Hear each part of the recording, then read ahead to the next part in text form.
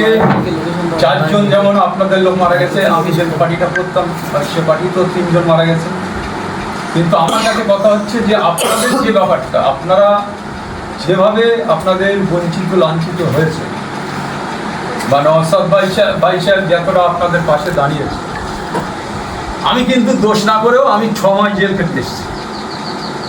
কিন্তু যে 1 নম্বর আসামি, আপনারা সেই আসামিটার জেল খাটাতে পারেনি। যে এত বড় অন্যায় করেছে, এত বড় এখানে গুলি চালিয়েছে, এত বড় অত্যাচার করেছে, আজকে সেই লোকটা জেল খাটেনি কেন?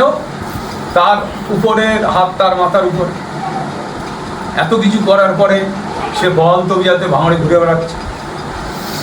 আমি যেহেতু এই দলে ঢুকেছি, আমি ওই কেসটা নিয়ে আমি দেখবো, কিন্তু আপনাদের পাশে থাকতে হবে। আমি চাইবো শওকত মোল্লা যাতে অ্যারেস্ট হয়, সেটা আমি চেষ্টা করবো হাইকোর্টে।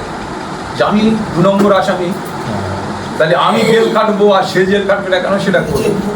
তবে যেটা আমার বলা, যে এই ঘটনায় আমি অত্যন্ত দুঃখিত, মর্মাহত। এত বড় একটা ঘটনা ঘটে গেছে, আমি সেই সময়ই বলেছিলাম যে আমি এটা একটা ফেস করে বলি যে এই ঘটনাটা সত্যিকারের অত্যন্ত দুর্ভাগ্যজনক ঘটনা।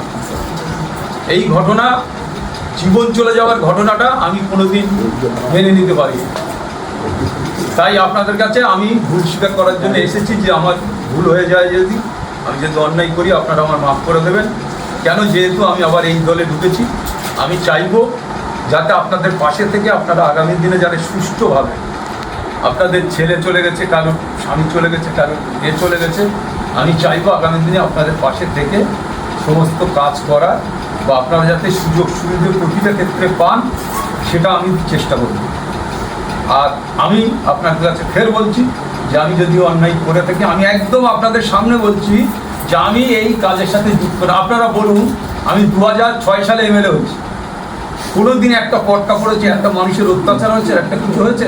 তারপরে টানা আমি 3 বার পঞ্চায়েত সমিতির সভাপতি। বলুন, কোনো এলাকায় আমি অত্যাচার করতে দিয়েছি?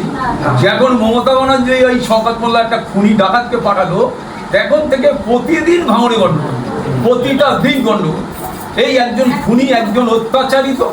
আজকে ক্যানিংয়ে 1,500 মানুষের বাড়ি ভেঙে দিয়েছে, শুধু নয়, পুকুর করে দিয়েছে জিসিবিতে। পুকুর, যার বাড়ি ছিল এরকম বাড়ি ভেঙে পুকুর করে দিয়েছে।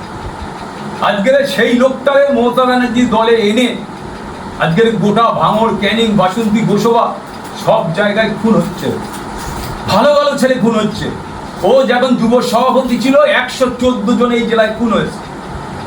114 জন তরুণ তাজা যুবক, মানে তৃণমূল কংগ্রেসের যুবক ছেলেরা। তাহলে একজন খুনি, একজন অত্যাচারিত, ভাঙড়ে তিনি ফের ক্যান্ডিডেট হচ্ছে। আমরা ভাঙড়ের মানুষের দরজায় দরজায় যাব, যে এই খুনিকে দয়া করে আপনারা কেউ ভোট দেবেন না। নওশাদ সিদ্দিকী সাহেব এখান থেকে আমি আশা করছি যে 1 লক্ষ ভোটে জিতবে, সেইভাবে আমাদের করতে হবে। আর আমি আপনাদের সামনে কথা দিচ্ছি যে আমি আপনাদের ফ্যামিলির লোক হয়ে যাব। আমি ফ্যামিলির লোক হিসাবে আপনাদের সাথে থেকে আপনাদের অসুবিধা যখন যা বলবেন আমি হেল্প করব। তাহলে আমার কি মার্জনা আপনারা ক্ষমা করলেন? ঠিক আছে।